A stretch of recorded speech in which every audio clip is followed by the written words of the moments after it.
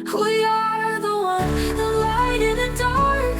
One heart, one world, one spark. We are the one, together we rise. One dream, one voice, one sky. Hi, everyone. Welcome to another episode of Women Empowered Across the World. And this is our podcast. And I am with Jackie Zaccoli from Arizona. And she's all over the place, guys. She's global. And with Renata, who is in the US and comes from Brazil. And then we have our guests today. And my name's Carol Witt, and I'm in the US and I'm global, a lot in Africa. Anyway, I have an amazing guest on today. I've known Meg for a while now, and very excited about what she does in life, how she makes a difference in life. And we're going to let her come and share her story and inspire many. Go ahead, Meg. Join us. All right.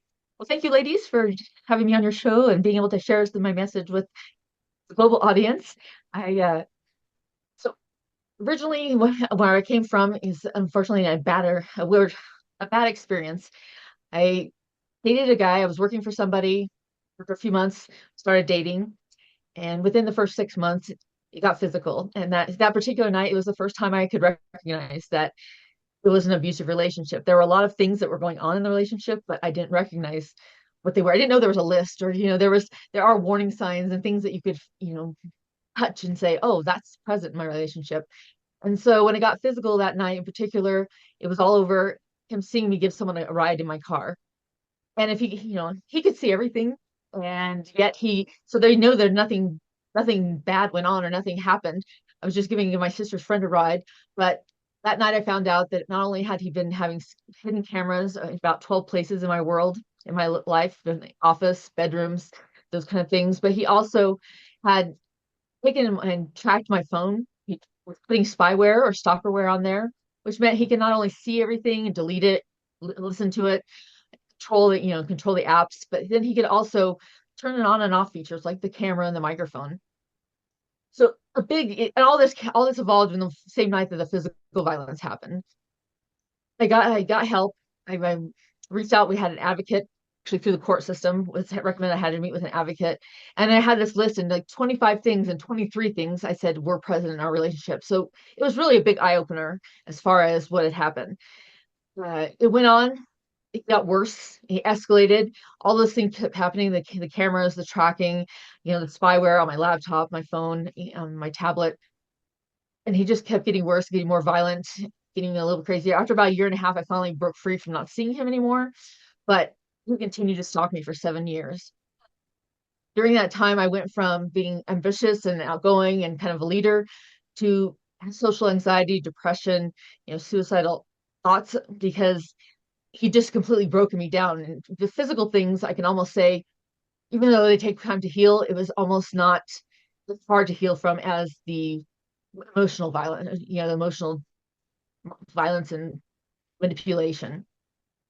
And so he basically broke me down. And by March of 2020, it had been 7 years, and I was ready to end everything. I just couldn't see an end in sight. I didn't want to keep going.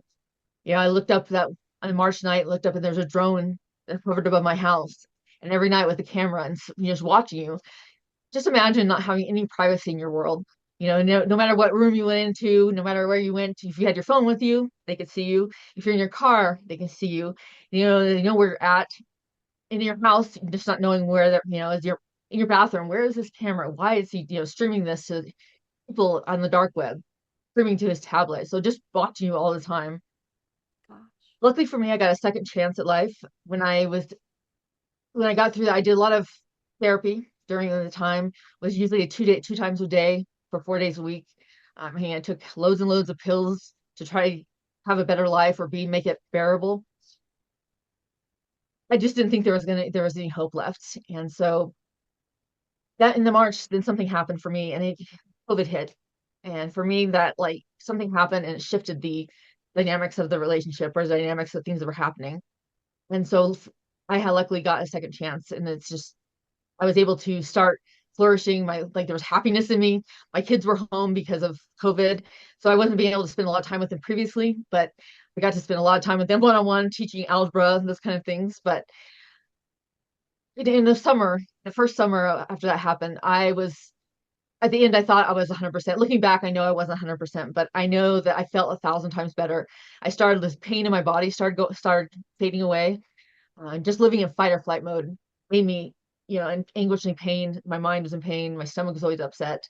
And so at the end of that summer, by the next year, 2021, I had figured out like what was all this about? What was the purpose for this? When you're doing it, when you're in the middle of it, you're like, why me? What's happening? What have I done to deserve this? But in 2021, I decided that I wanted to help others and prevent this from happening to them because our relationships are vital in our world, and they can either make you happy and flourish, or they can destroy you and take you off your path and for success. And so I focus really on, with Dating Tips by Meg, focus on young people, girls, college students, and just women in general, giving them the information, because the one thing I didn't know, and a lot of people don't know, is that emotional abuse is still abuse, and it's often the warning sign. So giving people those red flags, teaching them about how to spot those, teaching them how to trust their gut, listen to your body, what's happening, if something's wrong, if your body's saying something's wrong, listen to it. And then also teaching them about safety tips, especially with digital stalking, how to stay safe online. If you're going to date, what should you put on your profile? What you shouldn't put on your profile? How to safely date and enjoy the dating world. And so I enjoy speaking to groups, doing some workshops, doing all sorts of different things just to teach women and teach girls how to stay safe in this world, and then how they can be happy. Because if some of your first relationships are bad or it's abusive, a lot of people don't know that that's not okay. And they just assume that that's normal in their life. So they will accept that, and they will continue that pattern over and over again throughout their life. But when they can spot the bad signs or the toxic relationship early, they can also prevent it from escalating to violence, and they know they can get out safely, versus going through that and destroying your life, taking you off your path to success. I just see this happen so much. And one of the big common things was people say, I didn't know it was abusive until it got physical. And often that's already, you've had all these other things happening, and it's escalated to physical because the abusers lost power and control, so they turned to violence. I do believe it's preventable. So getting out there and talking to as many people as possible. I love coming on somewhere where you guys have a global audience, because it happens to women everywhere. It happens to men and women, but it happens to women everywhere. It doesn't matter your religion, your ethnicity, your age. It starts sometimes as early as 11 years old, unfortunately. And our teens are the highest population that it affects. So 16 to 24, it affects that population at the highest rate of any of us. And so getting them to know the information early and being able to spot things is my goal in life. And I have a passion for letting people know this information. It fuels me. It gives me great pleasure when someone raises their hand and says, I didn't know that there was abuse besides physical, or I didn't know it could be financial, or I didn't know if someone was, doing things like this on my phone, that this was digital abuse and it's not okay. So it's one of those very rewarding things to do, is just giving people and educating them about how to stay safe, and and their dating will be fun. And that's me in a nutshell. Uh, Oh, so beautiful. I love that you took something that could have been just so devastating in your life, and it was devastating in your life, and I get that, but you rose above. You rose, you know, like a sphinx. You rose to the top, and now you're making it your passion and your direction inside of educating all women everywhere. Thank you. right. Thank you. Well, Yeah, I come from a battered background, so thank you. And back it's when I important. was being battered, it wasn't even illegal as a Oh, child. wow. Yeah.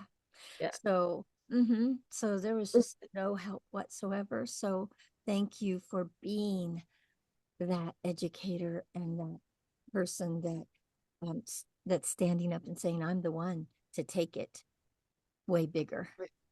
Take your message to so many. Thank you. Yeah. Okay, who has a question for Meg? Yeah. I'm sorry. I do. Yeah. Okay, go ahead, Renata. Well, Megan, thank you for sharing your story with us. And I'm really sorry that happened to you.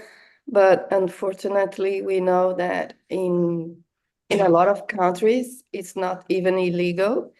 And even the government commit abuse against women in Mm. in a in a lot of places, unfortunately. And so I think this is a work that we have to do together for sure, because we know that together we are stronger. And I think you are doing an amazing job, because educating kids, yeah, it's the most important, to have love for themselves, because I think everything starts from that. If you have love for yourself, if you respect yourself, you are not going to admit nobody treats you badly, and it doesn't matter who it is, if it's your neighbor, your boss, your colleague, or your boyfriend. So I think it's a domino chain, no, of a patriarchal that we still have to fight a lot, no? And my question for you is, um, how was the little Maggie when you were a kid? How did you see yourself? Oh, that's a good question because a lot of stuff is, it follows a pattern because you have abuse at home.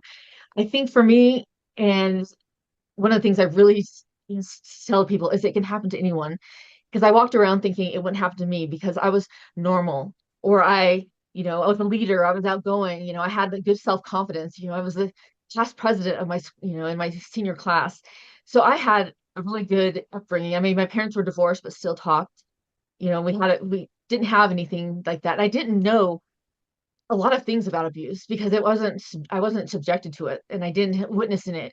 Both my parents came from families that weren't stable and they've done their best and did an amazing job at being parents and like learning from those lessons. But yeah, I had a really great upbringing and I didn't think it happened to me. I think I walked around thinking I was invincible and not realizing that it could happen or that it could happen in a dating relationship. I saw it as, Mm. people who were alcoholics and they were married and that's where abuse was at.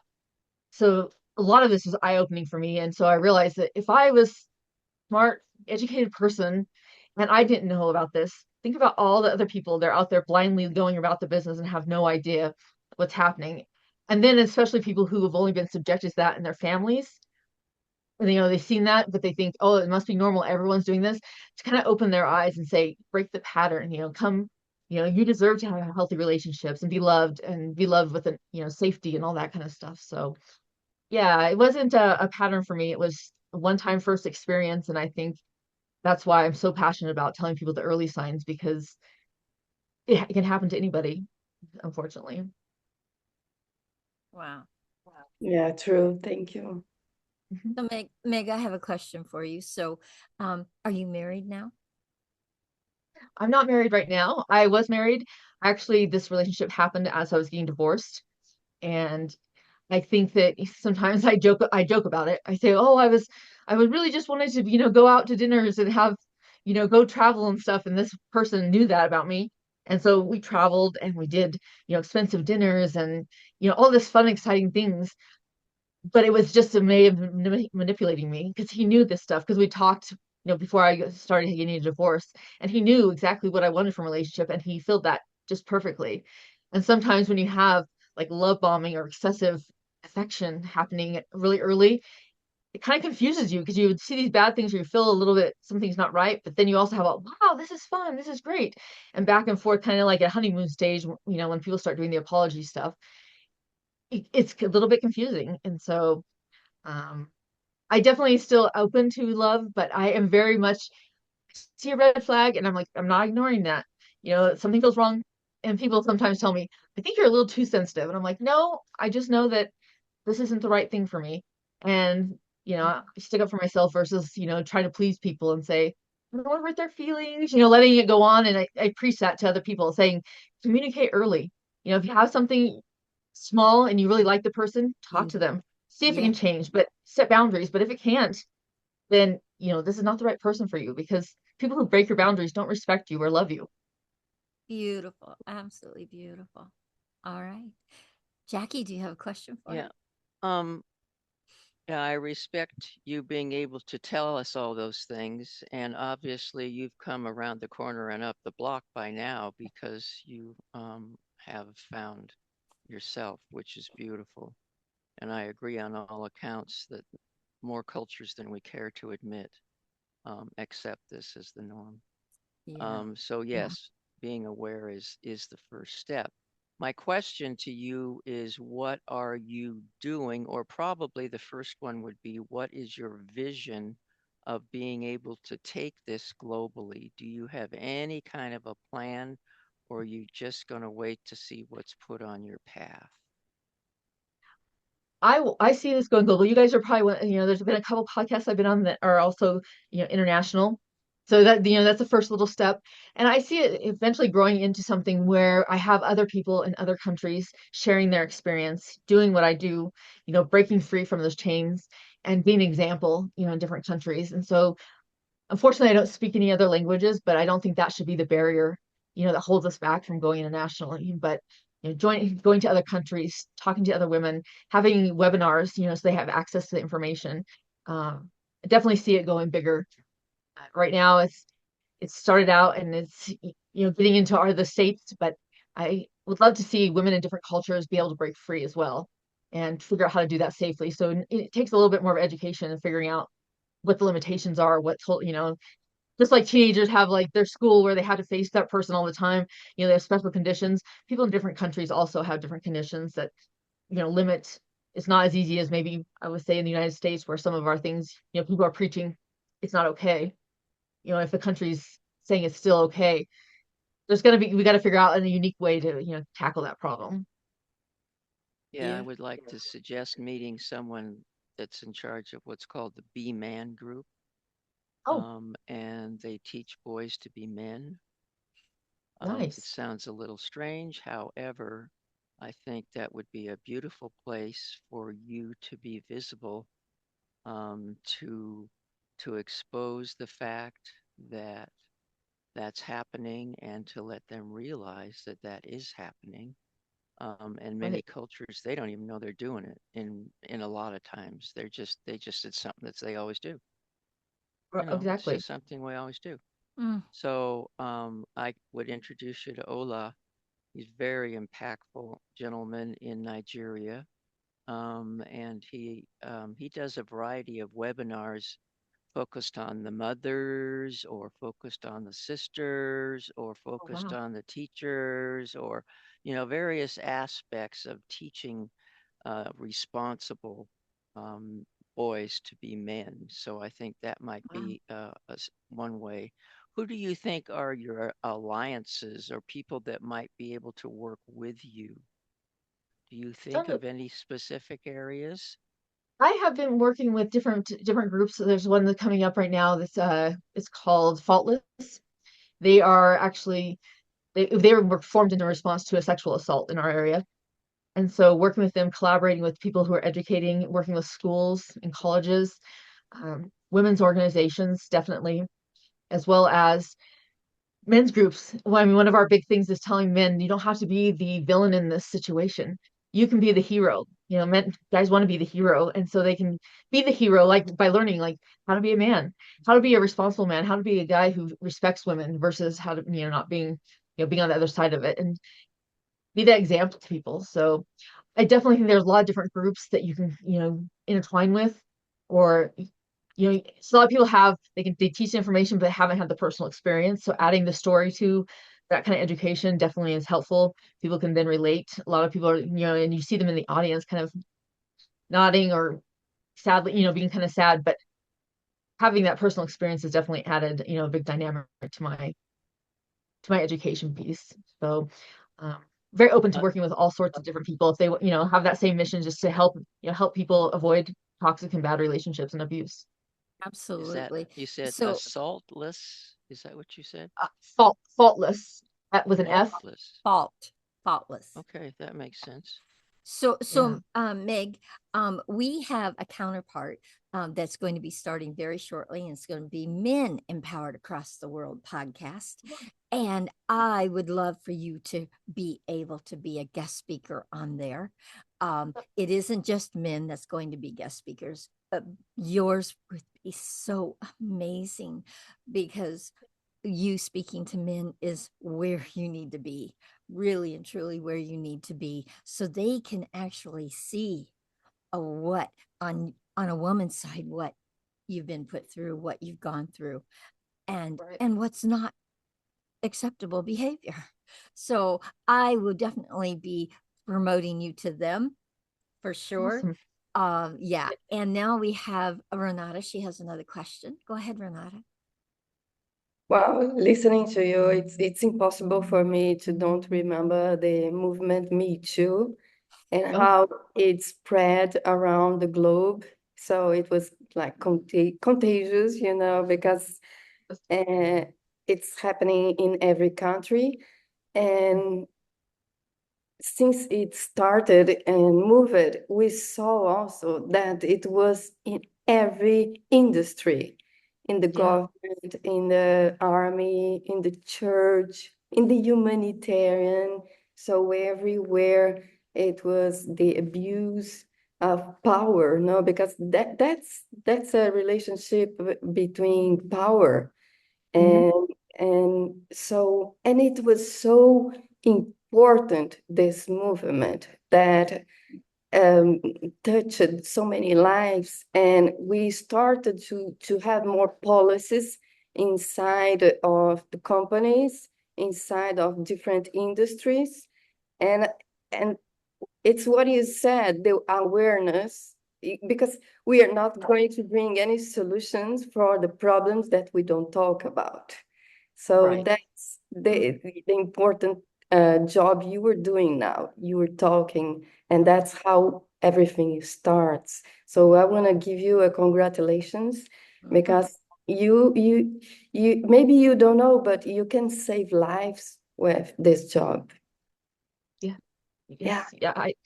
I think, thank you so much. Yeah, I do believe that. I mean, my life was on the line quite a few times, so I do tell people it's life-saving information. It seems simple, but it's life-saving things that, it could be life and death for you, depending on how the abuse, goes on and goes about it. So, definitely awareness and letting people know.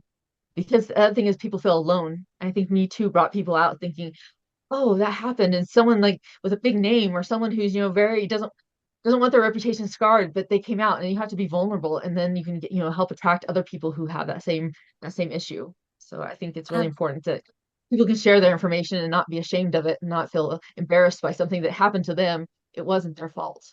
well, we are so happy that this is what you chose to do in your life. And Jackie has a last question, and then we're going to end.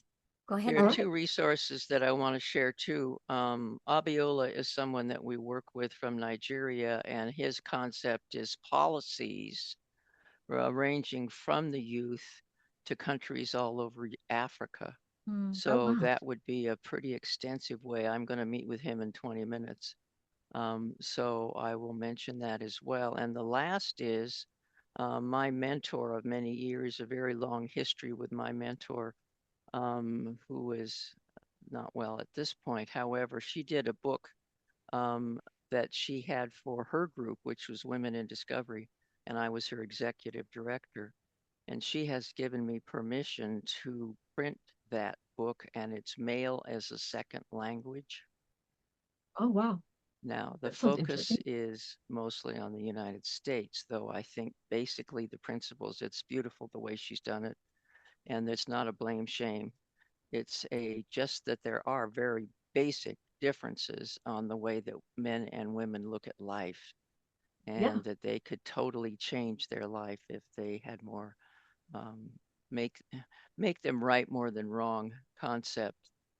So I am in the process of trying to find the cover and to be able, because I retyped the whole thing. It's not a really long book, but I want to be able to give people something that will really give them a better idea. Many of us don't really have a good clue what it's Right. like for the other.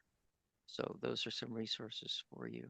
Wow. Awesome. Thank you so much for sharing. I appreciate that. And yeah, I think, anybody can connect, and there's some really great collaborations that I see people think are like unheard of, but you're like, oh, this is how it affects you, because it affects everyone. So definitely you can reach out and work together on just about any industry.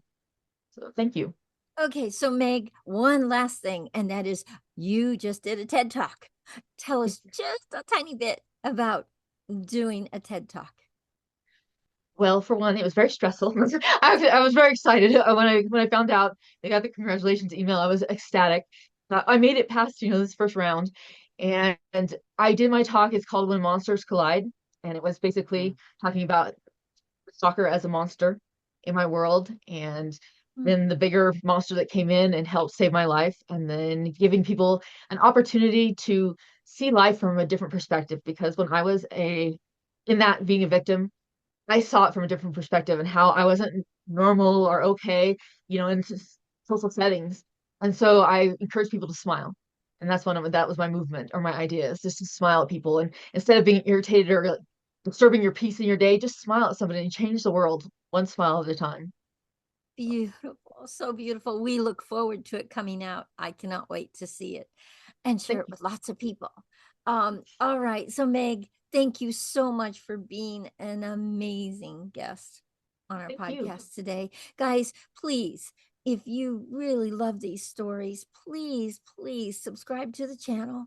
It really makes a difference for us to get it out to so many more people when you subscribe. And when you comment, it makes a difference. And when you share it, it really makes a difference. Share it with as many women as you can possibly think of.